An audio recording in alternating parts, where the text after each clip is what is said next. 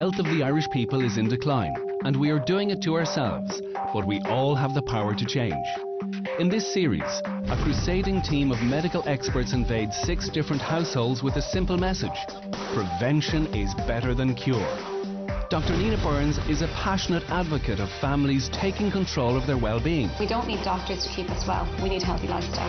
Dr. Sinead Burns' mission is to reverse the steady decline of the nation's health. The future is not looking bright unless we do something pretty dramatic. And fitness guru Professor Niall Moyna is on a personal crusade to get the country moving. We think we have a problem right now. We have no idea what's coming down the track. A week of scanning and screening will reveal what's really going on. That's why we're here today, to see what was that shadow. And the cold, hard facts will come out in the consultation room. You won't be around to see Brooke go up if you don't change the way you're living. They'll then be given 8 weeks to turn their lives around, forming new habits and trying to resist temptation. She's convincing Noah to take a cake. These households are faced with a life or death decision to change the habits of a lifetime under the glare of a doctor in the house.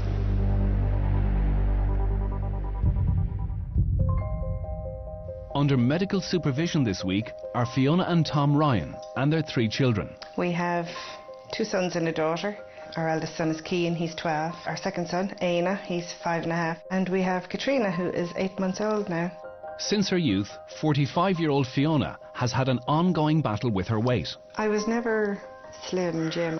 I was always overweight as an adult. I was maybe a size 16, 18 all my adult life. There is a huge amount of weight around her middle, very clearly, isn't there?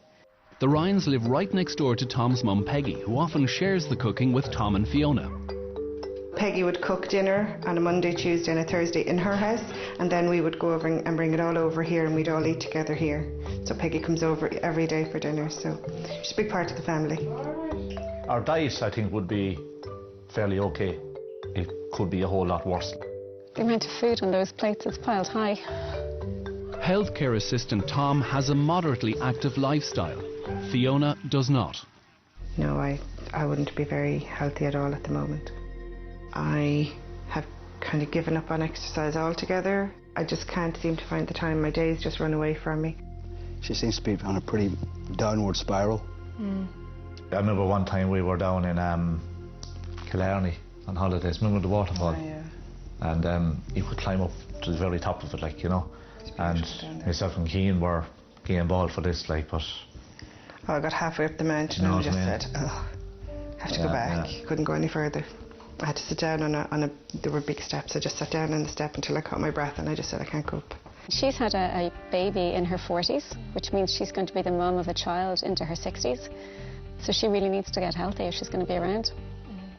This is it now. I have to do this. I have to. I'm getting older and my kids are grown up, and I don't want them to lose me too early. You know, I want to be there for them if they need me.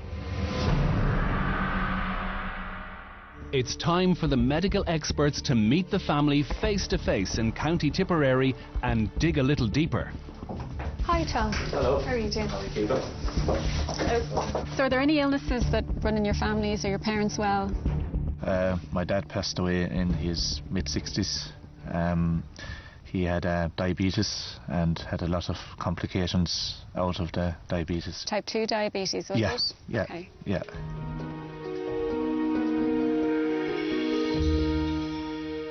So how fit do you think you really are? I would be able for the household chores, but if I go out for a walk, I suffer with my back terrible, and I'd be 5 minutes into the walk and my back would just play up terrible, and that kind of puts me off then going for a walk. So what type of activity would you like doing? I'd love to get back swimming, but I would be just too embarrassed to get into a swimming pool or even a swimsuit. And it stops me from bringing Aina swimming as well. He doesn't know how to swim. And so the health screening begins with thorough top-to-toe examinations for all the family. For the next week, the household's every move will be monitored by the medical team. This record of the family's daily habits, combined with a wide range of scans and tests, will reveal the real truth about their well-being.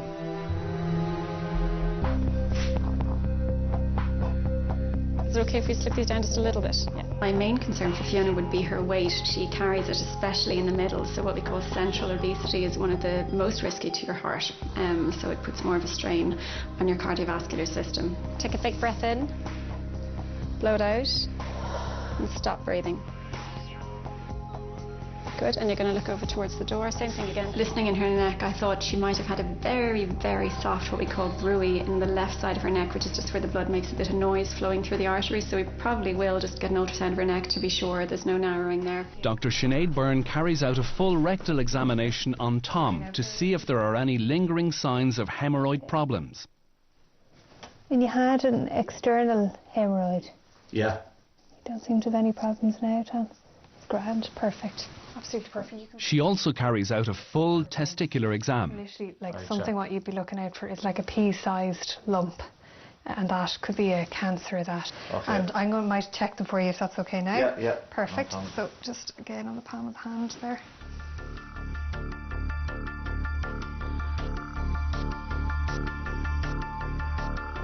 Fine, perfect on that. With bloods taken and examinations complete, the doctors start to build a picture of the family's current health.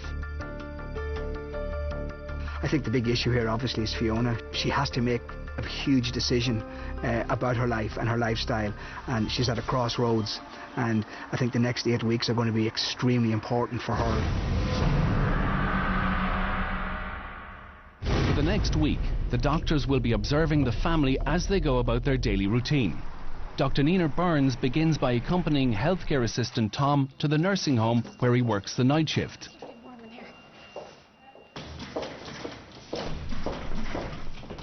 So it's interesting following him around. It's quite an active job. I mean, he's certainly busy in the first hours of work. So they get to fit rolls at night? They fit rolls, yeah. You don't partake in those yourself, do you? I don't, no. Well, the odd time. I try and stay away from them as much as I can, like, you know. Oh, Jimmy, one of your favourites.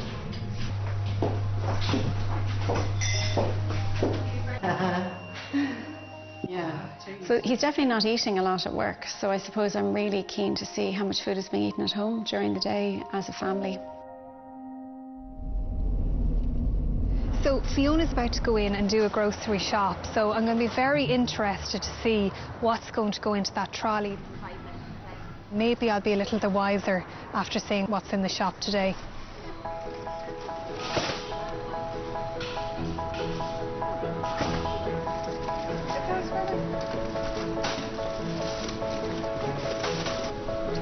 Chocolate spread. Who's the chocolate lovers? Me and the boys. Okay. Yeah. Yogurts, who would they normally It'd mainly be for Aina. He loves yogurts. He'd have yogurts after dinner every day.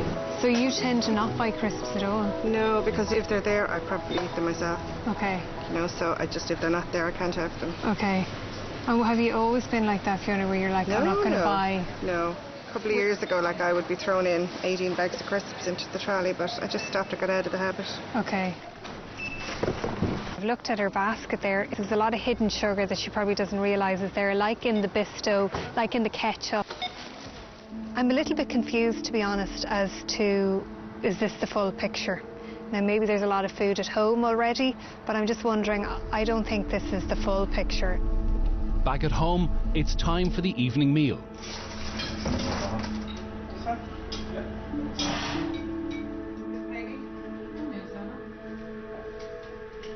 I think from looking at the dinner, I'm starting to see where Fiona is going wrong, and Tom, in fact. I was kind of shocked at the portion size. Both Fiona's and Tom's were like a mountain. Tons of carbohydrate, way too much chips. You know, I couldn't find fault with the quality of the food. I think it's good home cooking, but just the portion sizes are all wrong.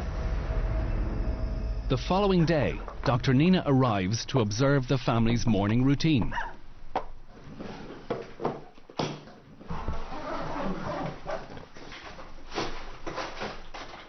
Are you going to eat something, Cian? No.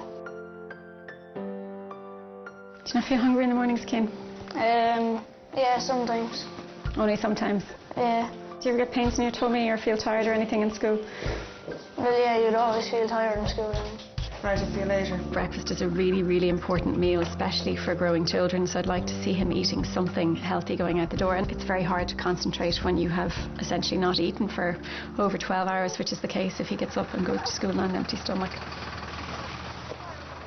Hi. How's it going? What's the story? Not too bad. Breakfast is the first thing on the agenda for Tom as he arrives home from the night shift. So Tom, how many pieces of fruit do you eat on a typical day? I probably have 2 now. I'd eat more while I'm working. So how many pieces of fruit would you have at work? Probably 3, and another probably 5 or 6. And how many yogurts a day would you have then? Probably 2, I suppose. 2 yogurts? Yeah. From what I can calculate, he says he has about 10 portions of fruit a day, which actually is a lot of sugar. 5-year-old Anna has some very specific breakfast demands. Chocolate cake and jam. Now, do you want some milk with that? I wanted 2. No, you're having 1. Please. Aina did pick away at some porridge, but he didn't really eat that. I'd be really concerned that he's getting very used to high sugar foods. After breakfast, Fiona drives Anna the very short distance to the local school. Love you loads. Toodles. Did you wipe it off? See ya. Back at the house, it's bedtime for night shift worker Tom. He does snore, does he? Every single night. Right. Like a hog. And is there ever any kind of gaps where he sounds like he won't take a breath or anything? He would stop, and that's what wakes me up. That would disturb me then. I just give him a now. You're waiting for the next breath? Yeah. Okay. Fiona's daily routine consists of housework and looking after baby Katrina. Soon it's time for tea. Would you have anything to eat now with your cup of I'll tea? probably have a pink and white with that now. Do you know the pink and white wafers? The wafers, okay, yeah. They're kind of just sugar, aren't they?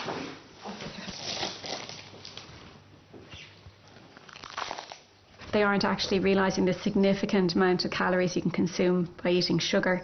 One of those wafers, although it has no fat, has 7 grams of sugar. To put it in perspective, one rich tea biscuit has 1.5 grams of sugar.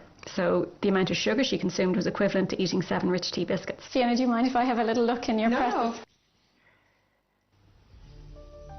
Who's the Ryvita fan? They're mine. How many of those would you have a day? I probably have 3 or 4. Okay. And what do you put on them, Fiona? At night, I could have a cup of tea, a cup of chamomile tea, and I'd have 2 of the multigrain with a bit of chocolate spread on it. I'm beginning to think that this is a household that is used to everything being sweet. Even the Ryvita gets chocolate spread. Nina is keen to see how Fiona copes with low-level exercise, so she takes her for a 10-minute walk to the local village. The traffic is always very bad on this road. You can see, and they kind of fly around the corners. They do. Yeah, country living. Okay, I'm going to put the umbrella. My back is really starting to hurt now. So when did that start hurting? It kind of started just before the bottom of the hill. It's really sore now. I'll stop here. So I'm just going to check your pulse if that's okay. Okay. So your pulse has gone up there. It's better. Yeah, I am a little out of breath. Do you feel a little better breath? Yeah. Dr. Nina has ordered a number of hospital tests for Fiona, including an MRI of her back, a scan of her carotid artery, and some tests on her heart and her liver. Fiona's in waiting for her carotid Dopplers, and the reason we're getting those done is, I thought maybe she had a very soft murmur in the left side, so I just want to make sure that there's no narrowing in those arteries. Fiona Ryan, come through. Have you any family history of heart problems? I don't know a lot about the tests, and I'm afraid to Google them because I don't want to know. The doctors know what they're talking about. They'll tell me.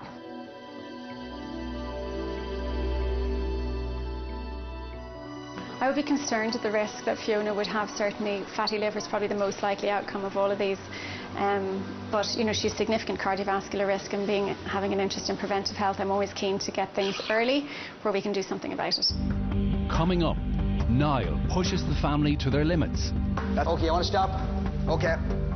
It's good. It's good if you sit down here in the chair. And Fiona gets some unwelcome news. the Ryans have some serious worries about their health. The doctors have had them under medical supervision for almost a week. Now, it's time for their final set of tests in Professor Niall Moyna's HQ. Yeah, I don't think I'm too bad, but we'll see. I wouldn't be as nervous about this as I was about the tests, but this is still going to be nerve-wracking enough. Height and weight measurements are taken to calculate their BMI. Next, Fiona and Tom undergo a DEXA scan to assess the amount of body fat versus lean tissue mass.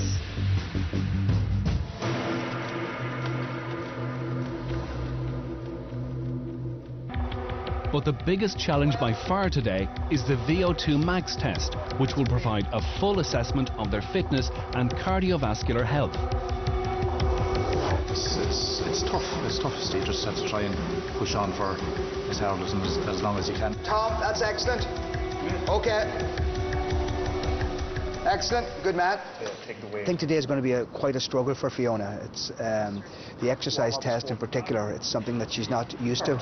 We want you to give your best effort during the test. You're going to be walking throughout the test, but it'll feel as though you're walking up a hill as the test progresses. That's it. Perfect. That's it. Hopefully she'll give it her best shot now, like, you know, it will hurt her, like, but she needs to see where she stands and take her from there, like, you know. So, numbers again. 6, 7, 8, 9, okay. Thumbs up if everything's okay. Good.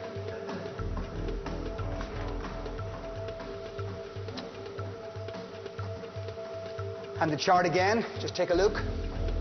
12, 13, 14, 15, 16, excellent.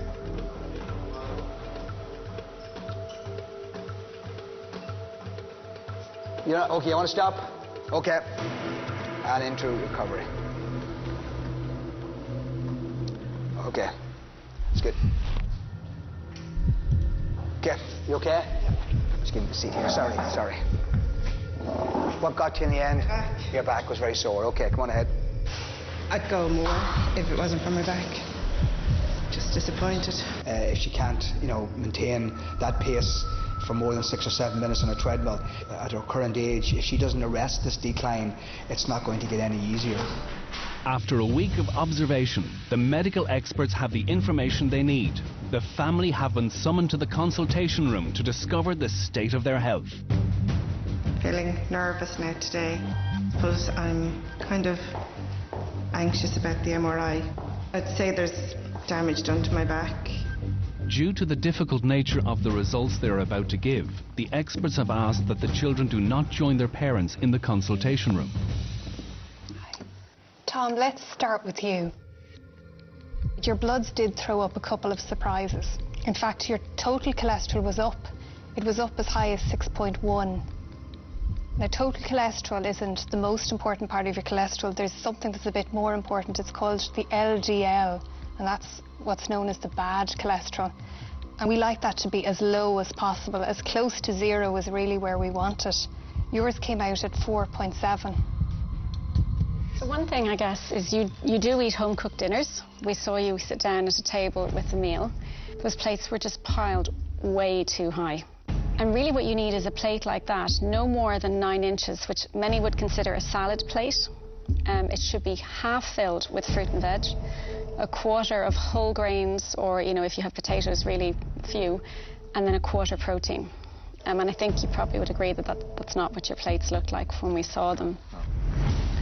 And I suppose, Tom, with your family history of diabetes, there's still too much sugar in your diet, and what you need to be aware of are the hidden sugars. And you have to remember that fruit is sugar, especially when you have the risk of diabetes that you have from your family history. Fiona's blood results show that Tom isn't the only one who has a problem with sugar. This really alarmed us. Your fasting insulin level was really high. Right.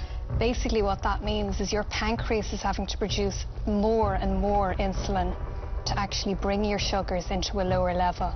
Okay. That effectively means that you're developing insulin resistance. And that is one step away from type 2 diabetes. Right. Good. And I know your back was one of the things that you complained about. Yeah. Your scan there shows some wear and tear, but nothing major, Great. no major damage. And I suppose the core treatment for that is weight loss and exercise. Yeah. Dr. Nina also has the results of Fiona's liver scan. What we were looking for there was changes in the liver called fatty liver, because the liver should not have any fat. And our scan tells us you do have non-alcoholic fatty liver disease. Right. I suppose even more worryingly, there weren't just the patches of fat, as your liver looked a little inflamed and was slightly enlarged. We only have one liver, and if your liver fails, you either get a transplant or you die. And Tom, the fitness test that we undertook on you would suggest that you're slightly below average. And in addition to being overweight, you have a 27% body fat. And we need to work very hard to get that down below 21%. Finally, Niall has Fiona's results. It's not surprising that your internal organs are under phenomenal stress. If you take a look up here, the scan shows that 55% of your body weight is comprised of fat. 55%. And having a body mass, BMI, greater than 40 can take 20 years of your life. Your current BMI is 48. And I'm afraid that the news in relation to your fitness is not very good either. And when we do the test that we do in the lab, we compare you.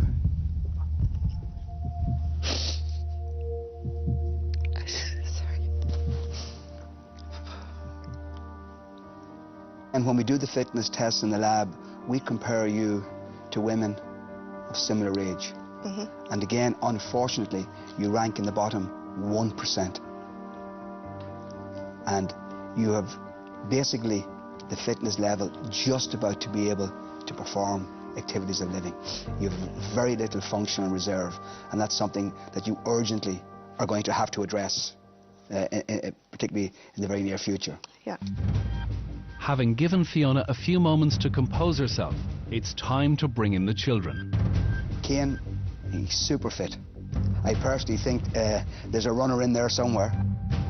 For a very busy man, Cian, you need to make sure you're taking in enough fuel for your day. Your ferritin levels, that's your iron storage, was a little bit on the low side. So we want to be sure that from now on you're going to eat like a sportsman. Yep. And that includes breakfast in the morning, okay? Yeah. The family have 8 weeks to reverse the decline of their health. In order to reduce the risk of type 2 diabetes and cardiovascular disease, both Fiona and Tom need to lose 5 to 10% of their body weight through reducing portion sizes, following a specially designed meal plan, and following an exercise plan. Tom and Fiona, this is your big chance, okay? Don't let this pass you by, okay? We will not. Yeah, good. Back in Tipperary, the Ryans have had time to digest the results and are coming to terms with the doctor's orders.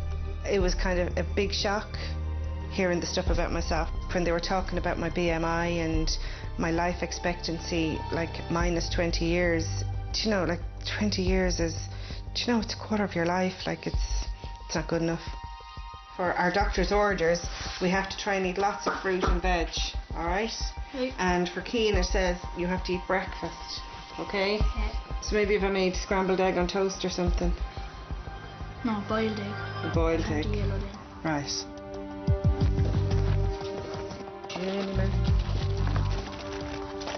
It's not just the food that needs to change.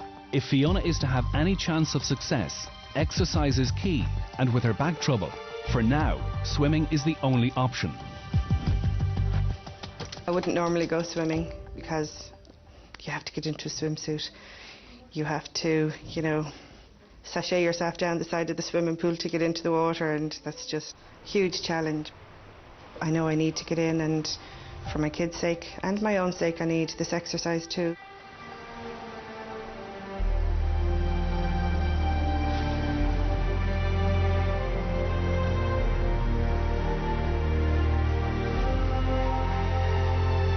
There's a bit of work to be done, like, but there's no excuse, like, we just have to make the time and just kind of get stuck into it. And swimming is actually great, you know, my back is not sore at all in here. Yeah, I'll just keep kind of stopping and starting. It won't be a constant up and down length. I wouldn't be able for that just yet, but we'll get there. I'm out of breath already. So yeah, we'll get there. I will do my 30 minutes. The first few weeks will be a challenge, and she won't be able to do a lot, but hopefully within 2 to 3 weeks she should be able to sustain 15 minutes of continuous walking. Coming up, Fiona goes from strength to strength. Tom gets tested for sleep apnea, and the family struggle to keep to the plan. Country lad, I used to love my spuds. The Ryan family have been given 8 weeks to dramatically improve their inactive lifestyle and their overall health. 2 weeks in, they've got off to a great start, even joining the gym. Just a bit of a warm up before I do the weights. Found the weights tough now. Never really done weights before. It's tough going now, you know. You'd know you're in the workout when you come out of it, like, you know. A bit stiff now. Do you know, I was walking like John Wayne last night after coming out of the workout. But it's all good, it's all good. Due to Fiona's concerns about his breathing, the doctors have organised for Tom to have a sleep study done to determine whether or not he has sleep apnea. To be diagnosed with obstructive sleep apnea means that you are very likely to have high blood pressure, and that is a significant risk factor for heart attacks and a whole host of cardiovascular disease. Tom attends a specialist in Cork for a full assessment. Obstructive sleep apnea is the commonest sleep disorder. So a very simple analogy for sleep apnea is a repetitive swallowing your tongue while you sleep. It's related to the population getting more overweight. It's characterised by habitual snoring, daytime sleepiness. So it often creeps up on people that they don't realise that they're developing it. It can take decades for people to become aware that they have a problem. You're a regular snorer? It would be, yeah. Okay, how long has that been going on? I say roughly about 25 years. The study requires Tom to wear a special monitor while he sleeps. If Tom is diagnosed with sleep apnea, he will have to wear a CPAP mask while he sleeps for the rest of his life. I don't want it in contact with your skin, okay? Okay. So I'm going to ask you to sleep with a pyjama or a t-shirt, okay? And then you just put this outside of it, okay? Yeah. Just put that stuff around the back there. That night, Tom takes the equipment home and Fiona helps him get set for his sleep study. That's it. Hope I don't wake up in the middle of the night and catch a glimpse of you.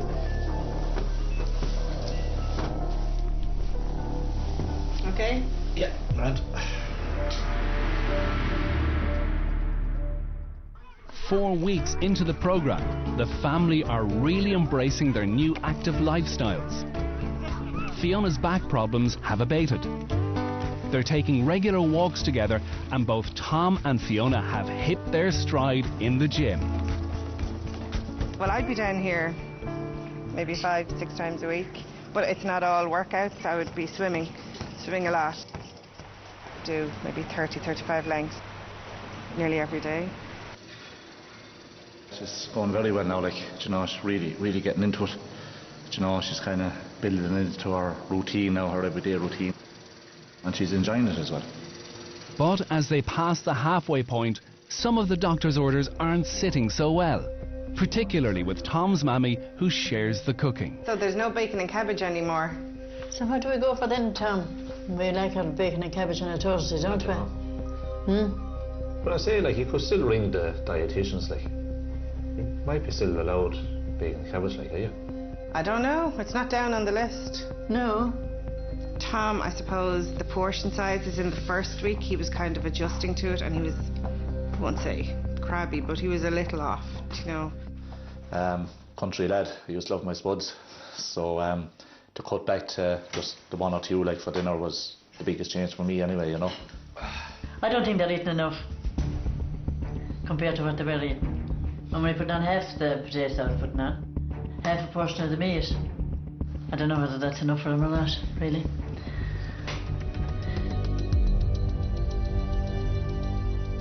Six weeks into the programme, Fiona has noticed a real change in herself.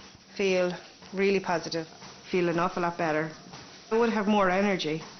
And even more importantly, she has finally gathered the courage to do something she's wanted to do for quite some time.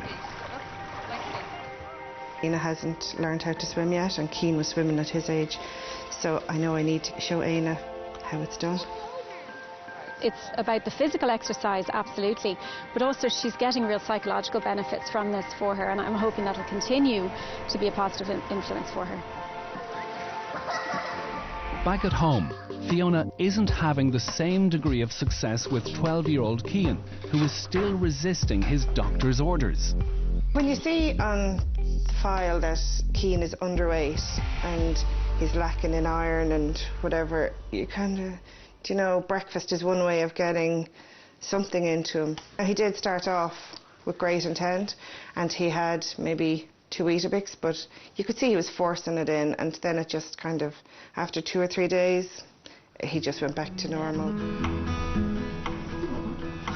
Dr. Nina has arrived with a strategy to encourage the sporty Cian to eat breakfast. He's a young boy going into secondary school. He has busy days, and I really want to kind of reinforce to him how important it is to have some food in his stomach going out the door. Do you know a guy called Bernard Brogan? Yeah.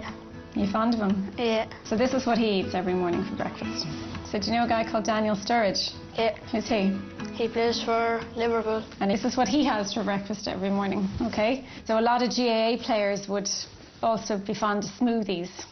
So Cian, what I want to get across is none of these guys will be able to do all the stuff they do without eating a good breakfast. So of the 3 of these, which one's jumping out at you at the moment? The smoothie. How's that? Nice. You like that? Yeah. So I'm hoping he'll start to realise that getting something into his stomach in the morning is important. And it doesn't mean something he doesn't like, but it is important that he goes out that door every day with something in his stomach. Not long after Nina's visit to the Ryans, they have another challenge on the horizon: Christmas. I will buy some treats because I have people coming down for Christmas, and just because we've changed our way of life doesn't mean that they don't have to have the stuff as well. Yeah, I said to Fiona, we're just going to have our normal Christmas dinner. It's just one day of the year. I don't see the big deal about you have to cut loose sometime, you know. There's kind of talk of having treats in the house and having what they refer to as a normal Christmas. And I'm a little worried that if they let go of the plan completely over Christmas, they could undo 4 weeks of really good work. Over the Christmas season, Dr. Nina calls the Ryans to see how they are coping with the festivities. So how was Christmas? It wasn't too bad. Yeah. We stuck to plan, mostly food-wise anyway, we stuck to plan. But for me, exercise, I haven't really had a chance to do much exercise at all. No, I was good over Christmas now, like, you know, I just kind of had me Christmas dinner, small bit of dessert, and that was it really, like, you know. We had a few sandwiches in that evening, like, wasn't it? Yeah. Do you know? Yeah. But, no, it didn't bother me, like, you know, having the tin of sweets in front of me or whatever, like I had now 1 or 2, like, but not major, like, do you know what I mean? Like, we had a lot of visitors around as well.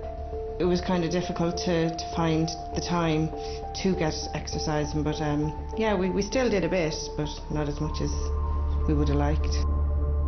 Coming up, their biggest challenge to date, the temptation test. Can the Ryans recover from an inactive Christmas? I don't know how I'm doing. I'm just plodding along. And the family returns to the consultation room for their results. The Ryan family have been set a daunting task to radically change their lifestyles and eating habits and set themselves on a newer, healthier path. As they near the end of their 8-week challenge, there have been a couple of bumps in the road. I don't know how I'm doing. I'm just plodding along.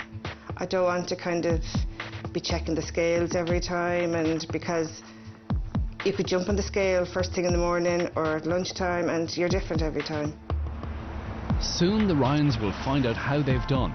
But first, the doctors want to test their resolve and see whether the family can make healthy choices outside of the home and into the future. Fiona, Tom and Cian are grabbing a quick lunch.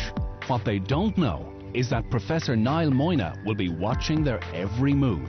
It's going to be very interesting because Fiona, one of her key priorities was to lose weight, and portion size was a really, really big thing. And actually the same with Tom. Tom needs to lose weight. When they're outside of their normal environment and they're in a restaurant, what will they order? There's no hiding place in here today. So could you get the chowder and that, like? Even for 2 or 3 courses, like? They're deciding whether they're going to have 2 or 3 courses. Another great start. Great, what can I get you? Chicken risotto, no problem. Is that the arrabbiata risotto or the plain one with mushrooms? Yeah. Finally, Fiona settles on 1 course, but Tom and Cian go for 2. Seafood chowder. The chowder, yeah, of course, for a starter, yeah. Yeah. Can I have the Yeah, so we get 1 cheese on that? Yeah. Yes, garlic cheese, perfect. Tom decided he would have a starter, which was a fish chowder, which again, a lot of cream, a lot of fat, a lot of calories. He then went for a pasta on top of that. Is that enough? Please, yeah. No problem, guys, you don't want wine, beer? Worryingly, Cian has selected a pepperoni pizza, and there didn't seem to be any alarm in that at all. He has also gone for a starter, which was garlic bread and Parmesan cheese, and to top it off, he's got a soft drink, probably 12 to 15 teaspoonfuls of sugar, so a little bit disappointing with that. 1 pepperoni pizza. Thank you. No problem. Yeah, there's a lot of pasta in Tom's dish. That's quite an amount of carbs. I get the impression that all the carbs are going to be consumed. It looks like Niall is right, but he needs confirmation from the waitress. Can't really see this here, but is there much left on their plates? There's a little bit of chicken risotto left on that lady's plate, yeah, but there's no surf and turf pasta left. Tom may have demolished his dinner, but having refused dessert, the Ryans are getting up to leave. So it's time for Niall to confront the family. Well, how are we? We're all very sly. We were observing your meal. Did you give much thought when you were ordering your food to the menu, to vegetables? Or? I did. You did? I was trying to see was there anything on the pasta with tomato sauce, and I couldn't find anything, so I said I'll go with the rice. It'll be grand. I thought the risotto was the best thing to go for, so I was kind of trying to steer clear of the creamy, white winey kind of sauces. Your pasta, it was quite a big bowl of pasta. Yeah. And that's a bowl of carbohydrate, basically, and you consumed the entire lot. I think Fiona put more thought into her order than what I did. Could have been worse, could have had chips and everything with it, like, Would have reservations about not having a lot more vegetable on your plate. That was the one big thing. But notwithstanding all of that, you actually went and you purposely picked a choice that had low cream, that you perceived to be healthy, and that's what's important. I was very impressed with Fiona. I think she made a conscious effort to choose what she perceived to be a healthy selection. Eat until you're full and then put it away, and that's exactly what she did.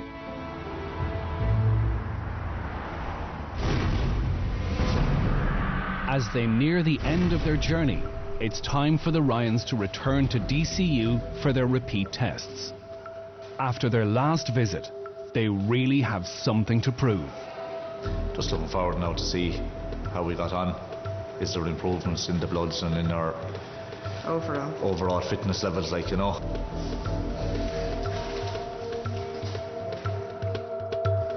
thank you. I would be a lot fitter. Even just to go down and do weights in the gym, I'd never have dreamt of it before.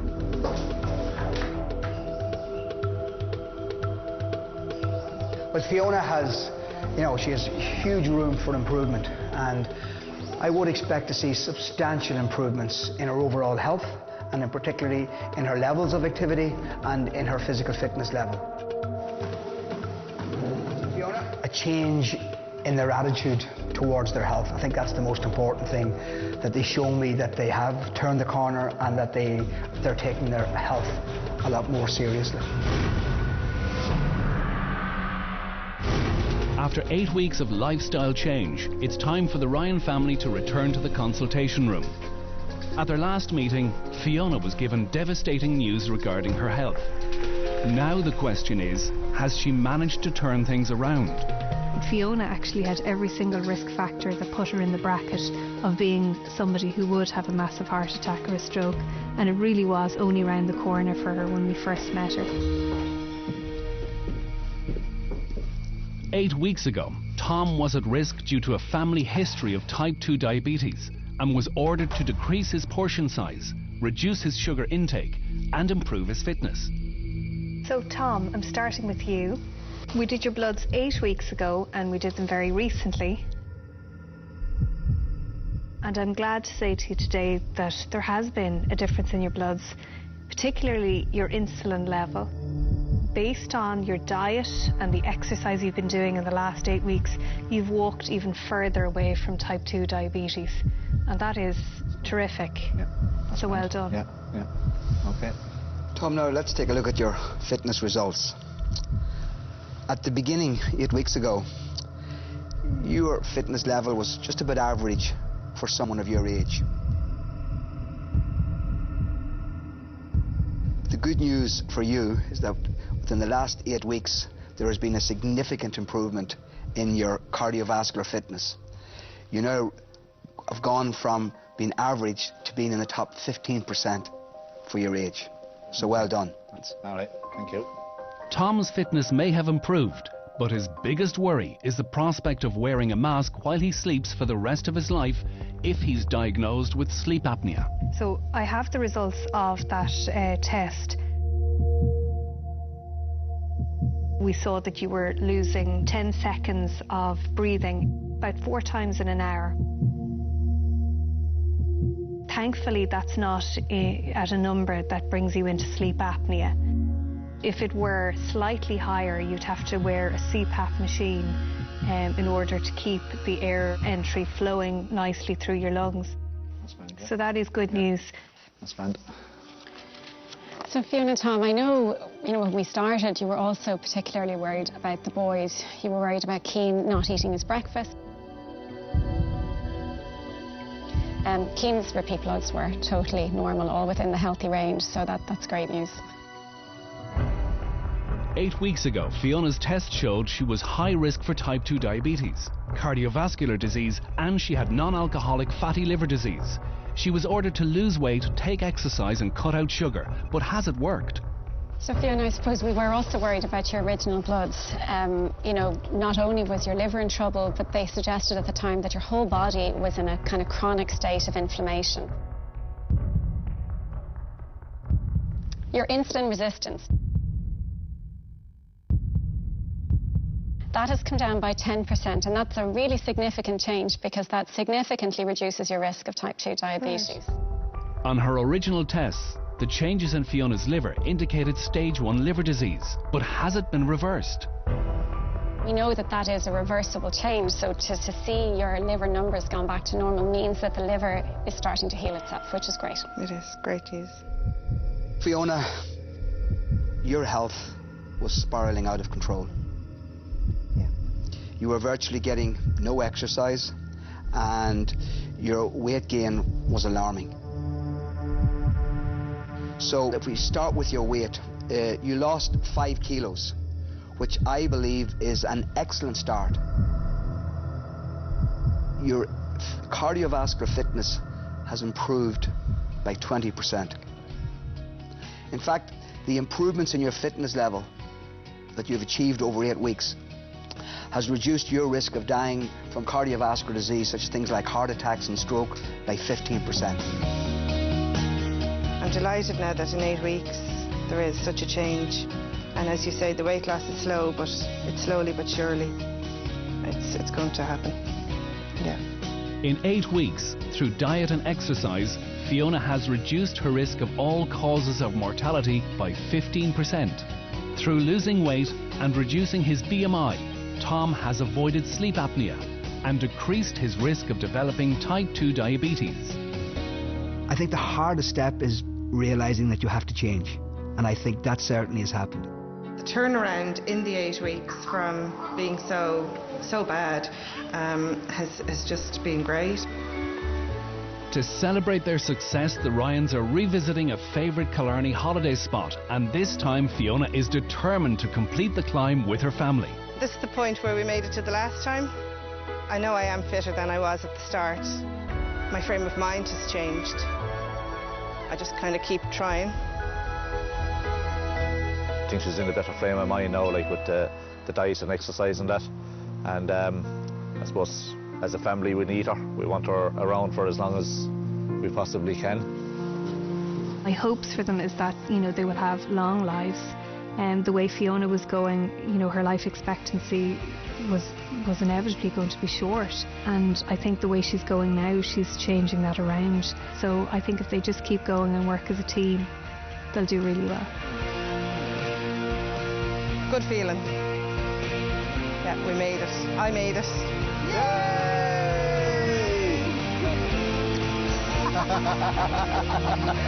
Yay!